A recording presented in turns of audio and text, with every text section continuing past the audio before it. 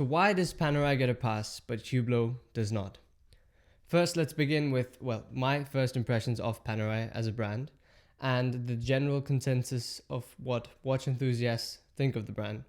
Then we'll take a look at this particular piece, the Luminor Marina, and how it feels, how it wears, what I like about it.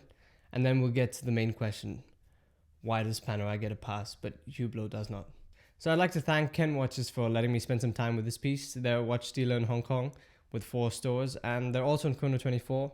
Do check them out at kenwatches.com. Now, on with the video. Now, the first time I saw Panerai was back in December 2014. Yes, I do remember this quite vividly, because it was unlike any other watch I had ever seen before that. You know, you see Rolex, you see Patek, AP, RM.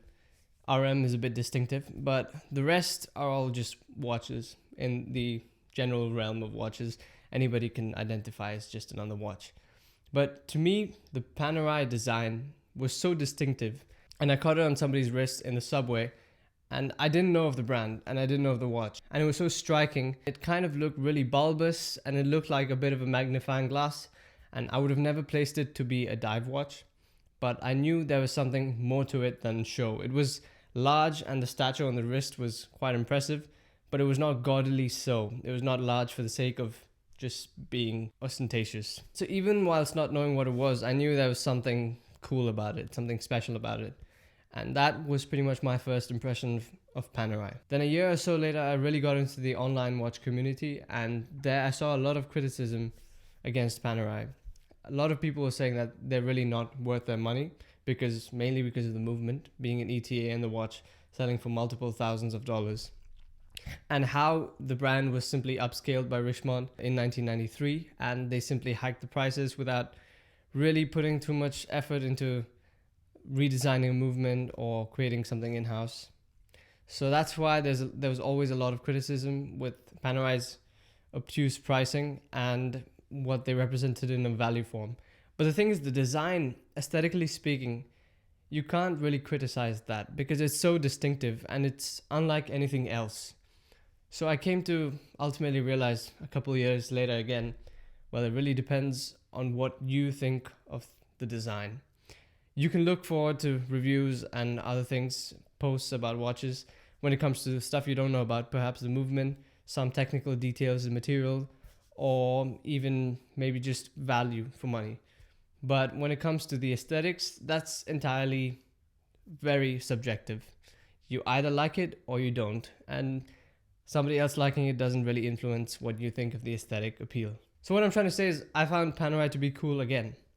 So the general consensus leaned both ways. You have the hardcore Panerai enthusiasts, and then you have the people that say that it's crap in terms of value for money.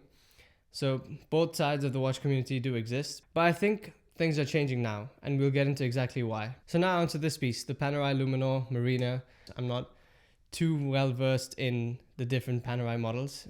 I do recognize the difference between the Radio Mode, the Luminor, and the submersible, but I think it's so hard to distinguish between Panerai in general because they have very similar case design for most of their pieces, but like there are small differences, and you really have to be a massive Panerai enthusiast to recognize the difference between couple models. Now, when you add complications of features, the differences are quite visible, but to any non-Panerai collector like myself, it's very hard to distinguish between every single watch Panerai has to offer. And a lot of their models do seem kind of redundant.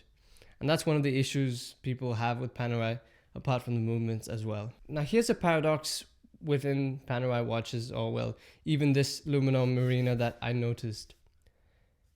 The thickness and stature of the watch is what makes a Panerai a Panerai. But on the other hand, every watch enthusiast does appreciate a thinner watch. But the thing is, you can't have that here. And you like Panerai for the thickness. You like Panerai for what you don't typically like in watches.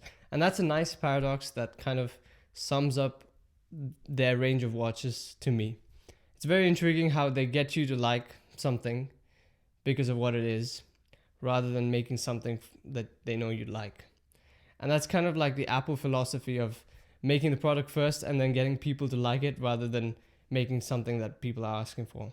So the large 44mm case on the Luminor Marina feels quite comforting. My wrist is 7.3 inches, so I don't have an issue wearing something up to 45mm. So most Panerais, except for the 47s, are okay, but I don't prefer such large watches. But when it comes to Panerai, I don't think of it that way. I don't think of it as an unnecessarily large piece. I think it's made to be exactly what it is. Has to be thick, has to be large, has to be visible, and those are some of the identifying features of a Panerai. So when they start making their really small cases, so 38, or if they make a smaller case than 38, then I don't know what exactly the appeal is there. Perhaps a lot of people with smaller wrists would love to have a Panerai, and I get that. But to me, the size of the watch is not an issue. The most striking thing about this watch is actually the seconds hand.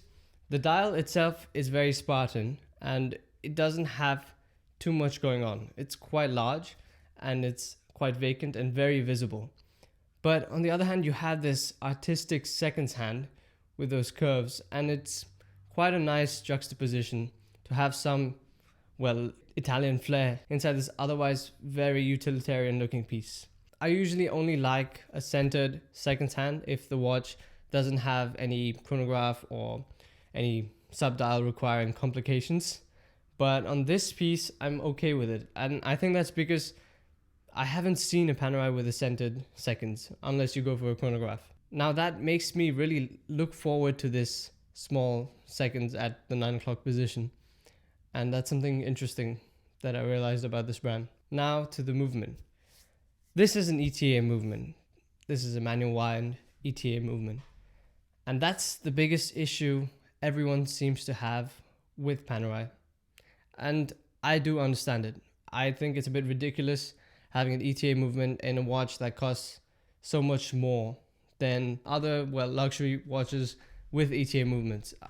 Personally, I think up to maybe $3,000 is maybe okay with an ETA. Panerai did improve this. As of recent, they've got their P6000 and P9000 calibers, and most of their watches, I think, are now in-house. And that's fantastic because that's what you want in $5,000, $6,000, $7,000 plus watches.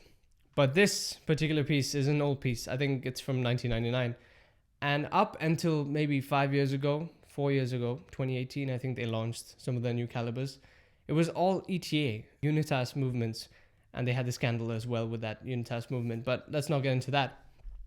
Anyhow, what I'm trying to say is an ETA for so much money is where people start getting annoyed with the value for money. And I agree. It's a bit ridiculous to have such obtuse pricing on ETA movement watches. Even though the design is why everyone's buying the watch, you still need to care. You can't just be like Hublot and spend all your money on marketing and not really spend too much actually developing stuff on your watches. Another issue everyone has with some of the Panerai models, 30 meters of water resistance on this Luminor. This is meant to be a dive watch. Now I get it that nobody really thinks that this is going to be useful in that context because it comes on the leather strap. And I can understand that juxtaposition.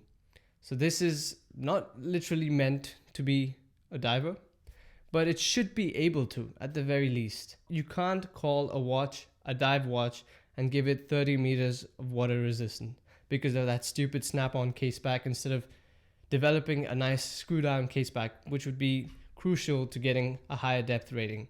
So this is where Panerai failed massively.